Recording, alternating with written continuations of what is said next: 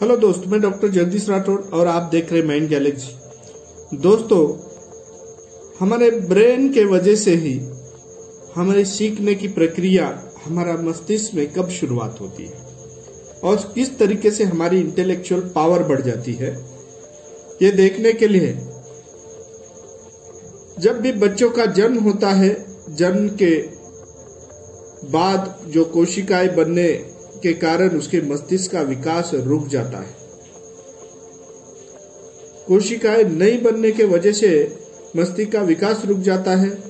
अब शुरू होती है उसके बाद सीखने की प्रक्रिया और वो जिंदगी भर चलती है, क्योंकि सिनेप्स जो है यह संपर्क के द्वारा न्यूरॉन कोशिका के बीच आपसी संबंध को प्रगाढ़ करके अपनी सोच समझ, देखने, सुनने, सीखने, विश्लेषण करने या कोई प्रकार का नियंत्रण या क्षमता बढ़ाने का काम करती है।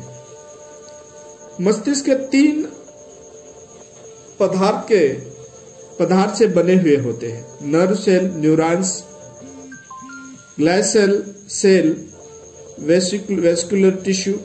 नर्व सेल न्यूरॉन्स के कोशिकाएं और इनके वजह से बने होते हैं और इनमें से आपस में सूचनाओं का लेन देन साइनेप्स के द्वारा होता है।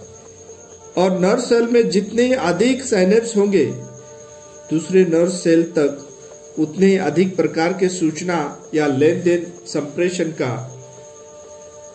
लेन देन ज्यादा होगा। मस्तिष्क के प्रत्येक न्यूरॉन्स कोशिका में जितने अधिक साइनेप्स उतने ज्यादा सूचना अधिक, और हमारी इंटेलेक्चुअल पावर भी बढ़ता है। अब ये जो सभी बातें होती है तब हो सकती है कि जितना कठिन परिस्थिति में हम कार्य करते हैं उतने ही अधिक हमारे सिनेप्स जो है उसकी संख्या उतनी बढ़ती जाती है।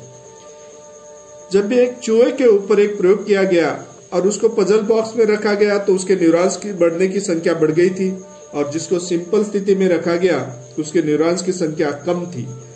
इसका मतलब कि जो कार्य ज्यादा करेगा, कठिन स्थिति में से हमारा मार्ग निकालेगा, उसके न्यूरॉन्स में, साइनेप्स में संख्या में बढ़ने की ज्यादा या सीखने की जो बात है वो बढ़ जाती है और सीखने की प्रक्रिया बढ़ जाती है।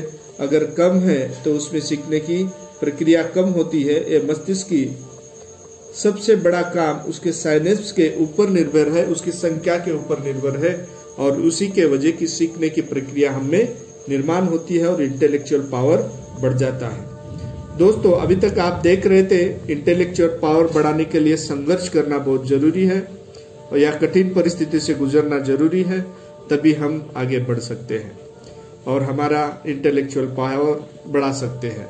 अभी तक आप देख रहे थे माइंड गैलेक्सी में डॉक्टर जगदीश राठौड़। इसे देखते रहने के लिए इसे लाइक कीजिए, सब्सक्राइब कीजिए और बेल आइकॉन दबाना ना भूलें।